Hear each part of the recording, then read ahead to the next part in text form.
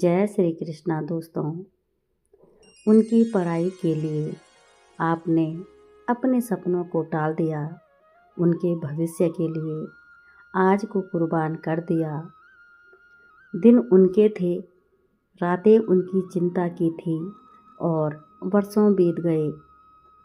कल सब ठीक हो जाएगा कहते कहते, और फिर एक दिन वह कल आ ही गया है जब बच्चा कहता है, माँ मुझे बाहर पढ़ने जाना है, पापा मुझे जॉब के लिए शहर छोड़ना होगा।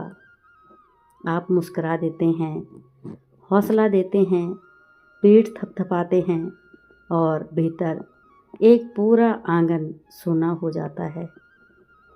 कमरे वैसे ही रहते हैं, दीवारें वैसी ही, पर आवाज़ें चली जाती हैं, हंसी विदेश चली जाती है, बहसें जॉब इंटरव्यू में बदल जाती हैं, और तब जन्म लेता है वो शून्य जिसे कोई नहीं भरती, कोई पैसा नहीं भरता, कोई टीवी, कोई फ़ोन, कोई त्योहार नहीं भरता। जब बच्चे चले जाते हैं तो लोग कहते हैं, अब आराम करो, अब घूमो फिरो, अब अपने लिए जियो।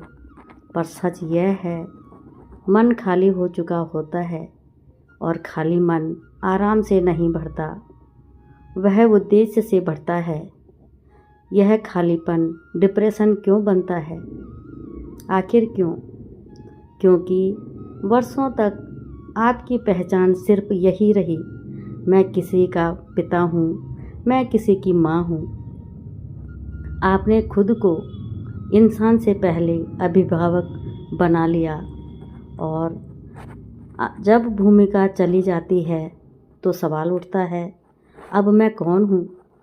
यही सवाल अगर मार्गदर्शन न पाए तो वह उदासी बन जाता है, अकेलापन बन जाता है, धीरे धीरे डिप्रेशन बन जाता है। जब श्री राम वन गए तब माता कौशल्या रोई होंगी, वह भी सुनी हुई होंगी, पर उन्होंने जीवन को विराम नहीं दिया। उन्होंने अपना दुख समाज के लिए शक्ति में बदला, त्याग को बोझ नहीं बनाया, त्याग को समस्या एक तपस्या बना दिया।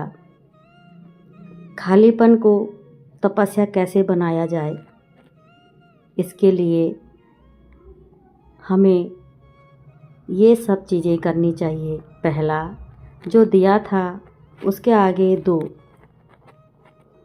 बच्चों को अपने संस्कार दिए, अब वही संस्कार समाज को दीजिए। काउंसलिंग, सेवा, मार्गदर्शन, संस्कार शालाएँ। दूसरा, अपने शरीर को फिर गुरु बनाइए। योग, प्राणायाम, व्रत, अनुशासन। अब आपके शरीर का भी हक है आप पर। तीसरा है, जिनको कभी समय नहीं दे पाए उनको दीजिए, जैसे माता पिता, जीवन साथी, मित्र, समाज। अब आपका समय फिर आपका है। अपने भीतर की आग को फिर याद कीजिए, कभी आपके भी सपने थे, अब फिर से उन सपनों को बुनिए। अकेलेपन को अध्यात्म में बदलिए।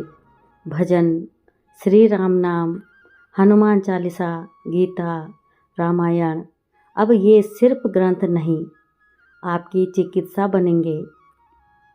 सबसे बड़ी सच्चाई, बच्चे जीवन का अध्याय हैं, पूरा ग्रंथ नहीं। और जो माता पिता बच्चों के जाने के बाद अपने जीवन का नया अध्याय खोल लेते हैं, वही वास्तव में सर्वश्रेष्ठ माता पिता कहलाते हैं। शून्य तब पीड़ा देता है जब हम उसे दुश्मन मानते हैं, और वही शून्य मोक्ष का द्वार बनता है जब हम उसे साधना बना लेते हैं। तो आज का विचार आपको कैसा लगा ज़रूर कमेंट करें, और चैनल को ज़रूर सब्सक्राइब करिएगा। जय श्री कृष्णा, राधे राधे।